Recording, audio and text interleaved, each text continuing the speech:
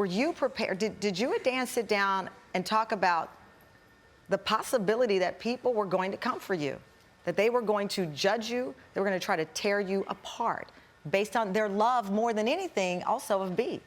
Well, I got to be honest with you. I mean, I never thought that, first of all, that this story was going to go public and then really create this firestorm that we had. Because you met at a party in the Hamptons. Expected that. You met at a party. At a restaurant. At a restaurant. Yeah. Right. You knew he was married. Yes. And you, as I understand it, didn't want any, at first you didn't want to date a married man. That's true. Well, but it really, our relationship started out as a friendship and a long friendship before, it took on another another level. How did you reconcile? As you pointed out, you didn't want to date a married man. You started out as a friendship. How did you reconcile that it would be okay to enter this relationship knowing that B and Dan are still married and she's in the house? I felt that, I saw what B is like now and how she is really, she lives in her own world.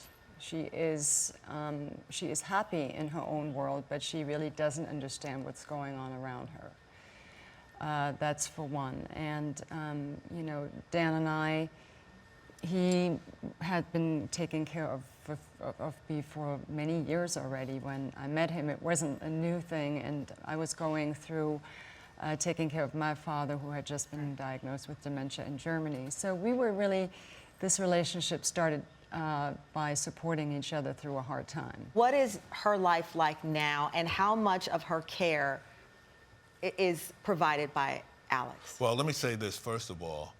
She's a 4-year-old, okay? That's what Alzheimer's does to you. It robs you of everything, your history, everything. So she does not know you as Dan, her husband? She knows me. She will call me daddy. She will call me her brother. She will say my name, but it's sort of like holographic. It doesn't mean the same things. No, she is not there. And people try to tell you who don't know that she's still inside. Yes, the body is there, but the brain is not there. So in the end, when you brought Alex into your home... Well, let me correct you on one thing. And this is where the media and the press and all of these people that have cyber lynched me, okay?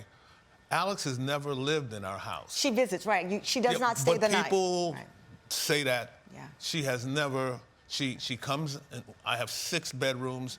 She has a room where if she wants to stay or bring somebody, they can come out because we have friends and guests. So that's the first thing. But that was part of the litany of things that sort of created this firestorm. You're absolutely right, because even I fell prey to, when I read the headlines, like, oh, she lives there with him. And then I read the interview with you saying, no, she doesn't live there with us. So people were just picking pieces of this and using this as a weapon against you. They weaponized everything. When I met Alex, I was in the lost and found. I was 35 pounds heavier. I was drinking. I was self-medicating. I was tired. Because to be with someone that you've loved and had a perfect relationship, most of the people who complain never even had somebody in their lives. Facts. But to have someone that I could be across the room and talk to her with my eyes, and now she's no longer there.